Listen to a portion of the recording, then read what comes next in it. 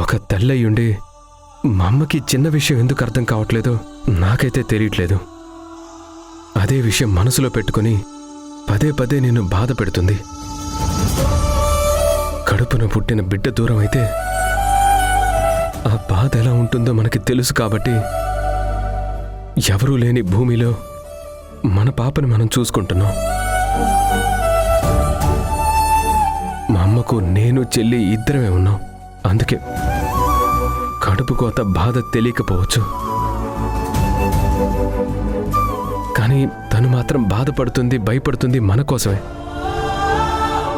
తను ఎంతసేపు అరిచినా ఆ అరుపుల్లోనూ ఆవేదనలోనూ మన మీద ప్రేమే ఉంది. అమ్మని తప్పుగా అర్థం చేసుకోకు. నాకు తెలీదండి. అత్తయ్య మాట్లాడే ప్రతి మాటలో మనకేమవుతుందో అన్న భయమే ఉంది. తప్పంతా నాదే. అత్తయ్య అడిగిన ఇన్ని ప్రశ్నలకి సమాధానం తనని నానమ్మ అన్న పిలుపుకి దూరం చెయ్యడం.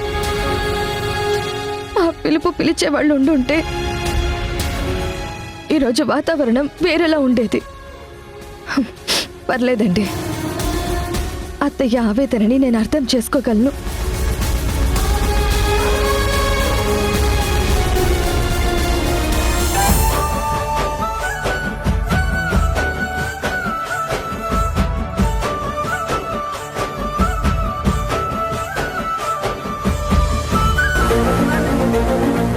ఏయ్, నువ్వు అటెళ్ళి ఆడుకోపో.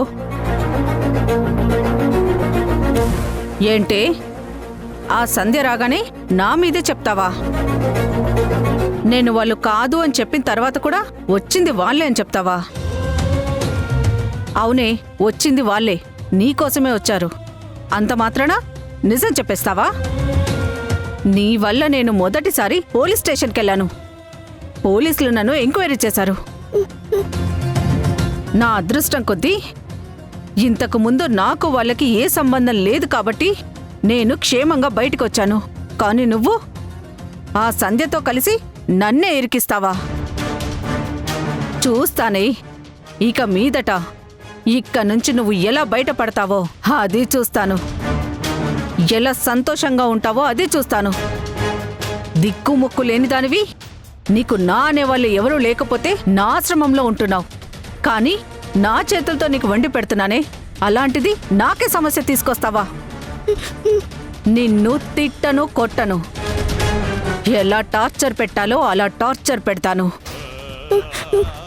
నువ్వు ఇలాంటి దానివి కాబట్టే ఇక్క నుంచి వెళ్ళిపోయిన వాళ్ళందరూ ఎంతో సంతోషంగా ఉన్నారు. కానీ నువ్వు మాత్రం ఏడుస్తూనే ఉన్నావు.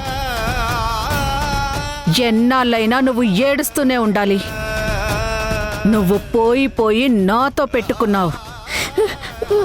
నేను చెప్పిన తర్వాత వాళ్ళకి అబద్ధం చెప్పకుండా నేను సైగ చేస్తున్నా గాని నా వైపు చూడకుండా సంధ్య మాట విని అలా చెప్తావా?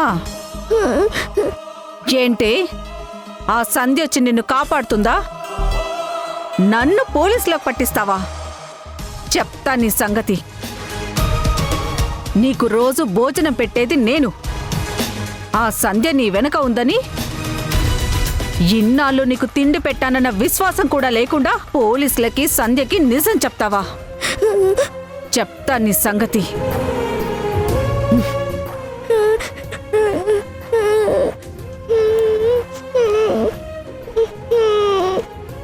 ఇదిగో, ఇక్కడ నిన్ను తిట్టింది కాని, నీతో ఇలా మాట్లాడింది కాని ఎవరికైనా ఫోన్ చేసి చెప్పావో అప్పుడు చెప్తా నీ సంగతి.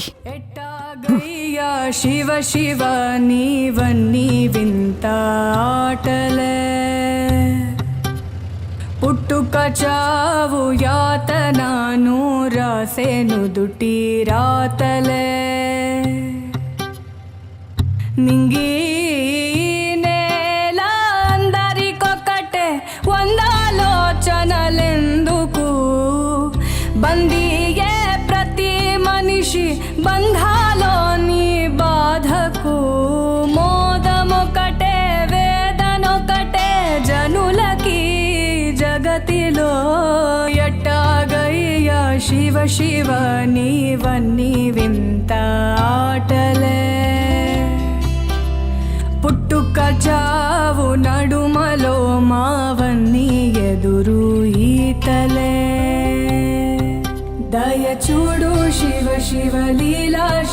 शिव भोळा शङ्करुडा नीवे शम्भो शिव शिव साम्भा शिव शिव చూపించు నీ కరుణా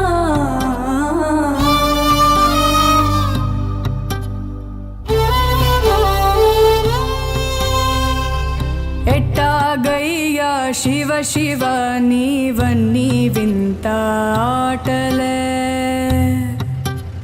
పుట్టుక చావు యాతనాను రాసేను దుటి రాతలే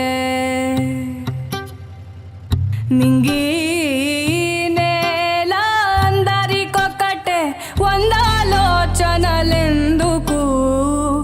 బందీయే ప్రతి మనిషి బంధాలోని బాధకు మోదమొకటే వేదనొకటే జనులకి జగతిలో ఎట్టాగయ్యా ఎందుకు శివయ్య నువ్వు ఇలా చేస్తున్నావు? నా కోసం ఎవరినో ఒకరిని పంపించమని చెప్తే నువ్వేమో నన్ను తీసుకెళ్లి అమ్ముకున్న వాళ్ళని పంపిస్తావా? లక్కీగా సంజయమ్మ వచ్చి నన్ను కాపాడింది కాబట్టి సరిపోయింది. ఇప్పుడు సంజయమ్మ పోలీసులు తీసుకొచ్చింది.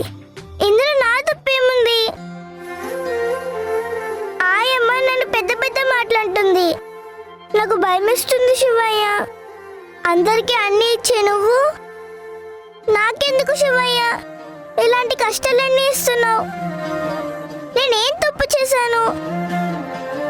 నేనేం పాపం చేశాను శివయ్య? నన్ను ఏడిపించదు శివయ్య.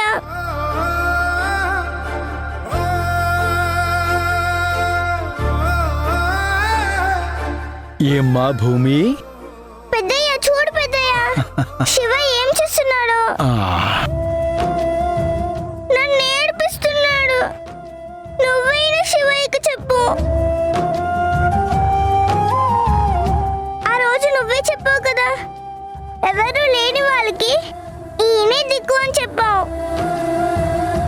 మరి ఈయనెందుకు నన్ను ఇలా ఏడిపిస్తున్నాడు?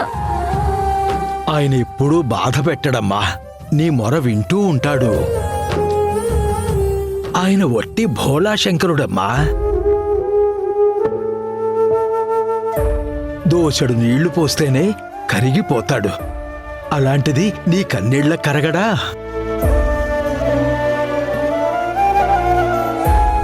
ఖచ్చితంగా శివయ్య నీకు న్యాయం చేస్తాడు.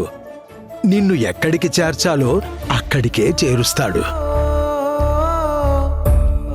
నీ మాటలన్నీ విన్నానమ్మా. నిజంగా శివయ్య ఉన్నాడు కాబట్టే నిన్ను ఆ సంధ్య వచ్చి కాపాడింది.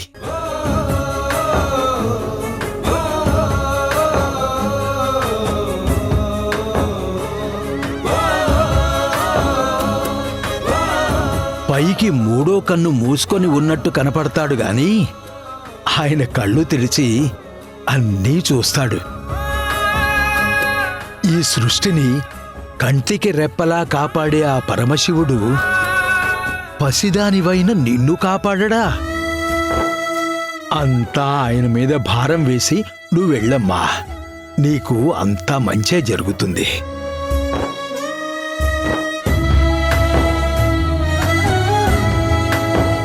నిజంగా నీ మీద భారం వేస్తే మంచి జరుగుతుందా శివయ్య?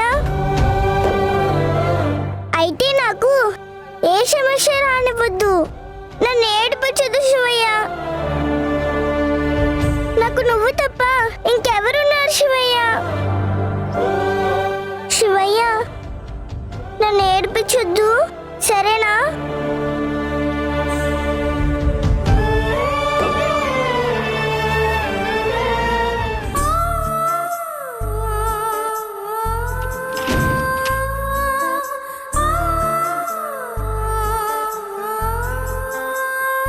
కొట్టడం ఎందుకు, ఇలా బాధపడ్డం ఎందుకు? అది తలుపు తీయడానికి ఇన్ని గంటలు పట్టింది. ఎంత మొండిదో చూడండి. అసలది నాకంటే మొండిదిలా ఉంది. అది చిన్నపిల్ల కదా, అందర్నీ ఒకేలాగా డీల్ చేయకూడదు. అత్తయ్య, నేను బాల్యం నుంచి వచ్చిన దాన్నే. ఇలా మొండిగా ఉండి మొండిగా ప్రవర్తించి అసలు అమ్మ అంటే లెక్క లేకుండా, నాన్న అంటే లెక్క లేకుండా, చివరికి మీరంటే కూడా లెక్క లేకుండా ఇలా ఉంటే ఎలా చెప్పండి? పని వాళ్ళతో షూస్కి లేస్ కట్టించుకుంటుంది. అసలు అది ఎంత తప్పు? అప్పటికి నేను సారీ చెప్పమని చెప్పాను, కానీ అది నా మాట వినకపోయేసరికి నేను కంట్రోల్ తప్పి చేసుకున్నాను. వద్దు వింధ్య, ఇంకోసారి పాప మీద ఇలా చేసుకోకు. ప్రతి ఏటా పిల్లల్లో మార్పు వస్తుందమ్మా. ఒకప్పుడు స్కూల్కెడితే టీచర్స్ పిల్లల్ని కొట్టేవాళ్ళు, అదే ఇప్పుడు కొడితే క్రైమ్లా మారిపోయింది.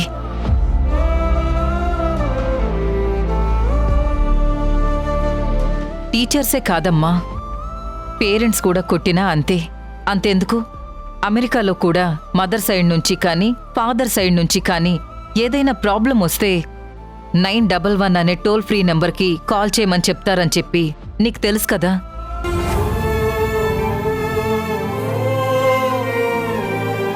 పిల్లలు పోలీసులకు కూడా కంప్లైంట్ చేయొచ్చు. అత్తయ్య, అక్కడ పద్ధతులు వేరు, ఇక్కడ పద్ధతులు వేరు. ఎక్కడ పద్ధతులు ఎలా ఉన్నా పిల్లలు ఎక్కడైనా ఒక్కటేనమ్మా.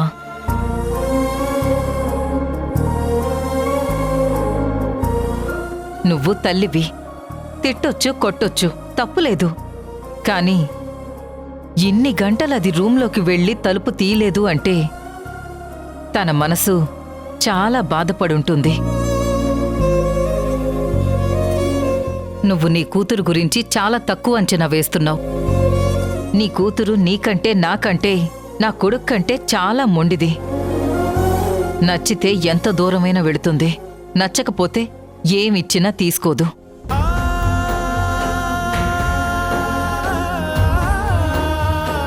నీకు చాలాసార్లు చెప్పాను వింధ్య, మళ్ళీ చెప్తున్నాను. ఏదైనా ఉంటే మనం దాని రూట్లోకి వెళ్ళి మన రూట్లోకి తెచ్చుకోవాలి. కానీ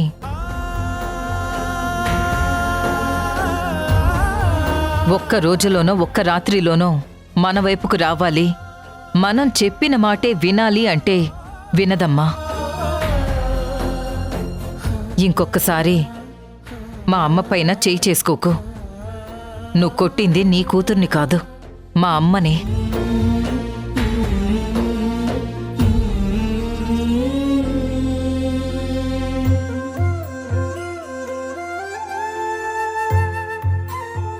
చూసావా అమ్మా, నీ కూతురు మీద మీ అత్తయ్య ఎంత ప్రేమ పెట్టుకుందో. మా పెళ్ళైన కొత్తలో వాళ్ళమ్మ చనిపోయిందని చాలా బాధపడింది. వాణికి వాళ్ళమ్మంటే చాలా ఇష్టం అమ్మా.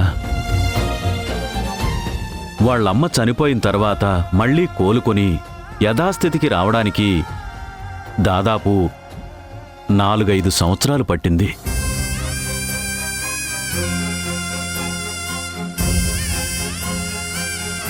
రాజేష్ పుట్టిన తర్వాతనే మెల్లమెల్లగా బయటకొచ్చింది. అంతెందుకు, నువ్వు నీ కూతుర్ని ఎత్తుకుని ఈ ఇంటికొచ్చిన తర్వాత మా అమ్మొచ్చిందని వాణి ఎంత ఆనందపడిందో చూశావు కదా.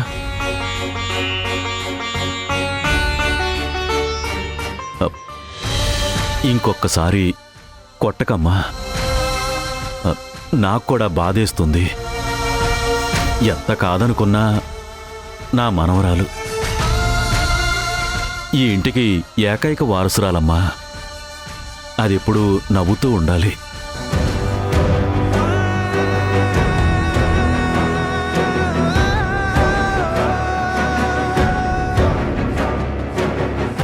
వింధ్య, రా, ఆలస్యమైంది, డిన్నర్ చేద్దాం పదా.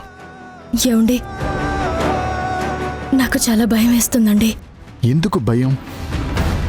దేని గురించి మాట్లాడుతున్నావు? అను మీద వీళ్ళు చాలా ఎఫెక్షన్ పెట్టుకున్నారు.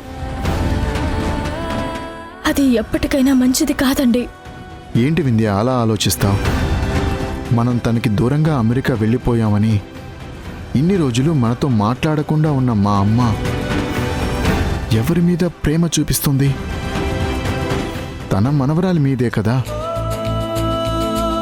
వాళ్ళ అమ్మ పేరు పెట్టుకుంది. మా అమ్మ ఏం చేసినా మంచే చేస్తుంది. అనుకి ఏం కాదు. ఈ అతి గారాబం వల్ల ఏదో జరుగుతుందని నువ్వు కంగారు పడకు, సరేనా? పాపని చూసుకోవడానికి మనం నలుగురం ఉండగా ఎందుకు నువ్వు పాప భవిష్యత్తు గురించి కంగారు పడతావు? వదిలే. సరేనండి. ఏమండి, సంధ్య పాప గురించి ఏం చేయాలో ఎలా వెతకాలో అర్థం కావడం లేదు. అన్ని దారులు మూసుకుపోయాయి. సంజయ్ గారికి ఎలా న్యాయం చేయాలో తెలియడం లేదు. ఆ పాప ఎక్కడ పెరుగుతుందో, ఏ పరిస్థితుల్లో ఉందో. పాపం సంధ్య గారు. రా వింధ్య.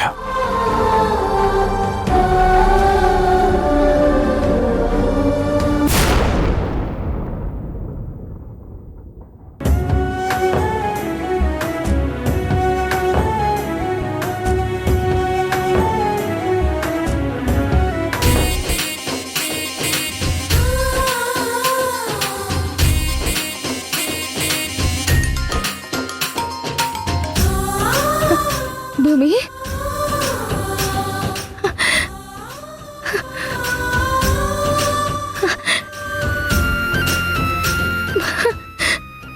భూమి, భూమి, భూమి, నువ్వెప్పుడొచ్చావు? ఏమండి, ఏమండి, పాప వచ్చింది.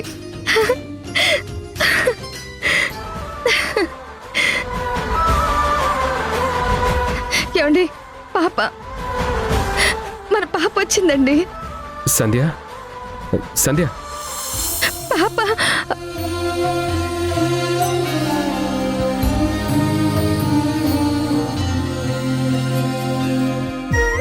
సంధ్య, ఏంటి సంధ్య?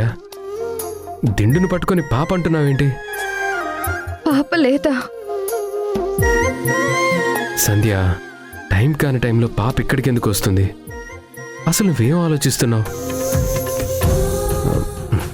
పడుకో, రేపు ఉదయాన్నే చాలా పనులున్నాయి. పడుకో.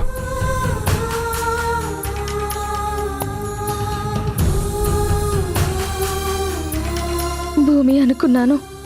ఎందుకో ఏంటో తెలియదు.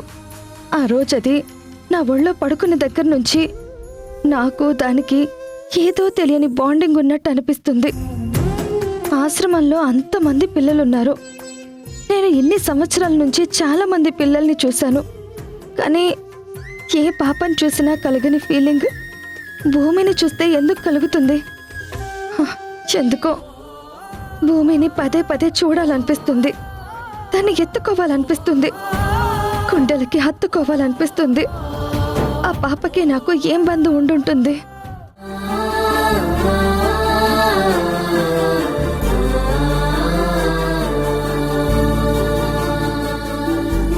నన్ను దేవుడే నీ దగ్గరికి పంపించుంటాడు.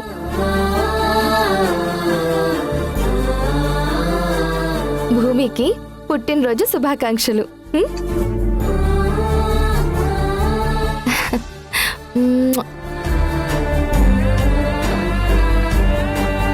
పప్పులో నెయ్యి కలుపుకుంటుంటే చాలా బాగుంటుంది.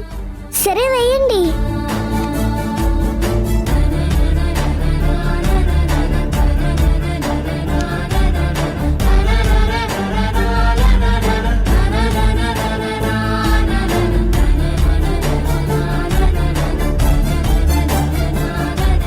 అమ్మా, ఎందుకు ఏంటో తెలీదు, నేను చూడాలనిపిస్తుందమ్మా.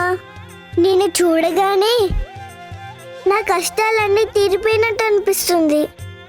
నా గుండె భారం అంతా మొత్తం తగ్గిపోతుందమ్మా. నాకు నీ దగ్గరికి రావాలనిపిస్తుంది. నేను చాలా మిస్ అవుతున్నానమ్మా. నేను నీ కడుపున పుట్టు ఉంటే ఎంత బాగుండేదమ్మా.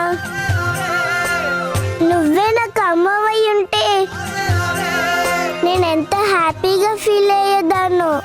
నా కడుపున పుట్టిన బిడ్డని ఊరిట్లోనే దేవుడు దూరం చేశాడు.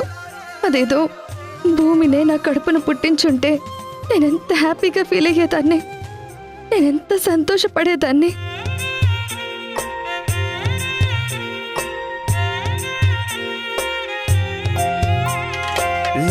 లాలిపాట లాలాట చిలిపి కేరింత పాలబువ్వ పోసి నవ్వు బెదురు కాసింత అవే అవే పసిగుండెకి తెలుసునులే అవునా ఎలా ఎలా ఆ గుండెలోన ఎదుగుతావమ్మా బొమ్మ కాదు మా అమ్మ.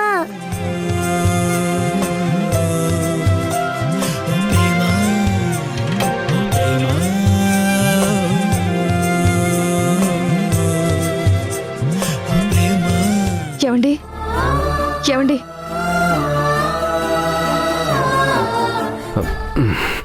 ఏమైంది సంధ్య, ఇంకా పడుకోలేదా? ఇంకా పాప గురించి ఆలోచిస్తున్నావా? ఏవండి మిమ్మల్ని ఒకటి అడుగుతాను, మీరు కాదనరు కదా? ఏంటి సంధ్య? భూమి పాప నాతో పాటు మీకు బాగా నచ్చింది కదా? అవును, అయితే ఏంటి? ఆ, నువ్వు ఆ పాపను చూసినప్పటి నుంచి తన ధ్యాసలోనే ఉండిపోయావు. ఒక పని చేస్తాను, రేపు ఉదయాన్నే తీసుకెళ్ళి నీకు పాపను చూపిస్తాను. ఇప్పుడు పడుకో. అబ్బా నేను చెప్పేది ఒకసారి వినండి. సరే చెప్పు. ఎలాగో మనకి పిల్లలు లేరు కదా, భూమి మీకు కూడా బాగా నచ్చింది కదా, భూమిని మనం దత్తత తీసుకుంటే